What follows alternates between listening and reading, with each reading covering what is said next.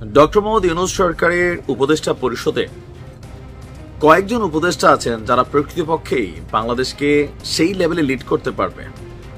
এটা আমার কাছে মনে হয় যে কিছু কিছু সিদ্ধান্ত কিছু কিছু সেক্টরের যথেষ্ট পজিটিভ।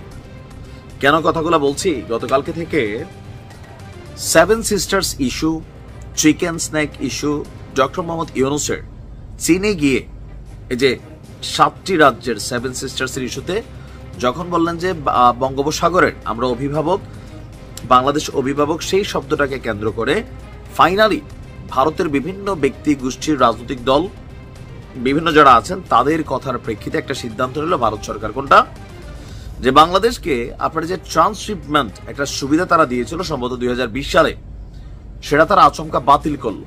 পরিকল্পনা কি ছিল বাতিলের? যে উসিলাটা তারা দেখে সেটার পিছনের উসিলা হচ্ছে আমরা যেন নেপাল এবং ভুটানে বাংলাদেশ তাদের গার্মেন্ট সেক্টর বা বিভিন্ন যে পণ্য আমরা পাঠাই এগুলা পাঠাইতে গেলে যেন একটা বিপদে পড়তে হয়।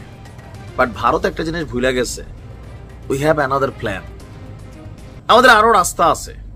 আমিও কালকে টেনশনে পড়ছিলাম যে এই মুহূর্তে একটা সাংঘাতিক একটা খারাপ সময় যাচ্ছে, সবকিছু মিলিয়ে ইকোনমিতে চাপ যাচ্ছে, এইটা সরকার কিভাবে কাভার করবে।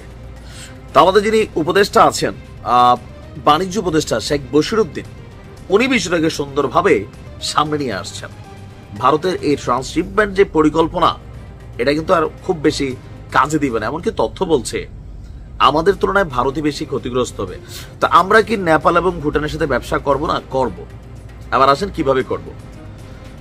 আমাদের বাণিজ্য উপদেষ্টা শেখ বশিরউদ্দিন তিনি আপনারা বলছেন যে ভারত সরকার বাংলাদেশের ট্রান্সশিপমেন্ট বাতিলের পর পোশাক রপ্তানি স্বাভাবিক রাখতে বাংলাদেশের ঢাকা এবং সিলেট যে বিমানবন্দর সেই দুইটা বিমানবন্দরকে ব্যবহার করা হবে।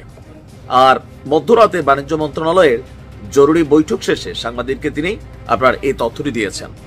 এমনকি এই সিদ্ধান্তটা এই মুহূর্তে কতটা জরুরি ছিল যে একদিকে আমেরিকার শুল্ক নিয়ে আমরা টেনশনে ছিলাম, যাক ভেজালটা শেষ হয়েছে আপাতত আগামী 90 দিনের জন্য, অপরদিকে ভারতের এই চাপ সবকিছু মিলে একটা প্রেসার তৈরি হয়েছিল।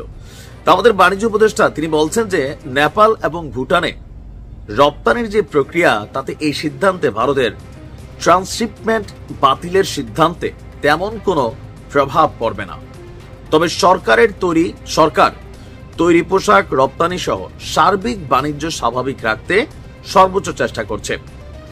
ঢাকা এবং সিলেট বিমানবন্দরে নিজস্ব সক্ষমতা ব্যবহার করে এই প্রক্রিয়া স্বাভাবিক রাখা হবে। এমনকি অন্যান্য ক্ষেত্রেও এই এক্সপোর্টের যে সক্ষমতা এগুলোকে বাড়াতে আরো কিছু পদক্ষেপ নেওয়া হবে। আর আগামীকালকে এই বিষয়ে আন্তঃমন্ত্রণালয়ে একটা বৈঠক হবে, সেখানে অন্যান্য মন্ত্রণালয়ের পাশাপাশি এমনকি পরামর্শ অনুযায়ী পদক্ষেপগুলো নেওয়া হবে। তো আমাদের এই মুহূর্তে যতটুকু আমরা বুঝতে পারছি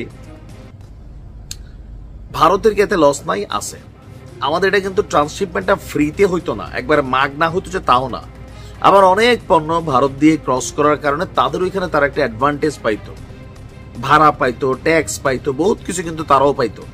এখন এই যে একটা বড় চালান বা তাদের যে বন্দরটার কথা তারা বলছে সেখানে বাংলাদেশ থেকে যে পরিমাণ তাদের রাজস্ব আর্নিং হইতো এটা কিন্তু এখন নাই, বন্ধ হয়ে যাবে।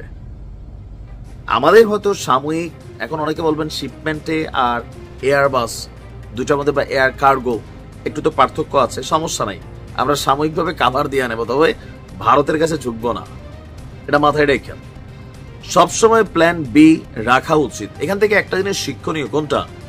কোন দেশ বা রাষ্ট্রের উপর অতি নির্ভরশীল হইয়া one and only way choose করা কোনো কিছু করা ঠিক হবে না। সবসময় বিকল্প রাখতে হবে। যেমন ভারতের বিকল্প হিসেবে চীন বহুত দূর আগায় গেছে বাংলাদেশের কাছে, এটা ভারতের বোঝা উচিত। ভালো থাকো।